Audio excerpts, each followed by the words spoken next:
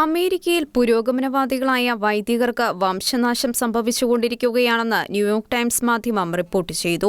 1960കളിൽ പുരോഗമനവാദികളായ നിരവധി വൈദികരാണ് സഭയിൽ ഉണ്ടായിരുന്നതെന്നും എന്നാൽ ഇപ്പോൾ അതിന് വലിയ മാറ്റമാണ് ഉണ്ടായിരിക്കുന്നതെന്നും റിപ്പോർട്ടിൽ പറയുന്നു.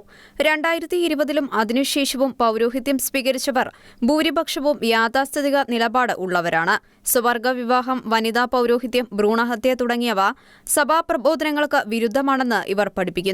വൈദികരുടെ നിലപാടുകൾ ഇടവകയെയും വിശ്വാസികളെയും സ്വാധീനിക്കുമെന്ന് റിപ്പോർട്ടിൽ പറയുന്നു. ആളുകളെ സ്വാഗതം ചെയ്യാനായി ഏറെ നാൾ സഭയുടെ പ്രബോധനങ്ങളിൽ വെള്ളം ചേർത്തെന്നും എന്നാൽ അത് ഉദ്ദേശിച്ച ഫലം നൽകിയില്ല എന്നത് മാത്രമല്ല, നേരെ വിപരീതമായ ഫലമാണ് ഉണ്ടാക്കിയതെന്നും പുതുതായി പൗരോഹിത്യം സ്വീകരിക്കുന്ന ചെറുപ്പക്കാർ കരുതുന്നു. യാഥാസ്ഥിക നിലപാടുകൾ ഉള്ള വൈദികർ സേവനം ചെയ്യുന്ന ഇടവകകളിൽ വിശുദ്ധ കുർബാനയിൽ പങ്കെടുക്കാനെത്തുന്ന ആളുകളുടെ എണ്ണത്തിൽ വർധനവ് ദൃശ്യമാണ്. മറിച്ച് പുരോഗമന ചിന്തയുള്ള വൈദികർ സേവനം ചെയ്യുന്ന ഇടവകകൾ ശോഷിച്ചു പോകുന്നു. അമേരിക്കയിലെ നവവൈദികർ യാഥാസ്ഥിതികരാണ് എന്ന് ചൂണ്ടിക്കാട്ടി വാഷിംഗ്ടൺ പോസ്റ്റും അടുത്തിടെ ഒരു റിപ്പോർട്ട് പ്രസിദ്ധീകരിച്ചിരുന്നു. International desk, Shigna news.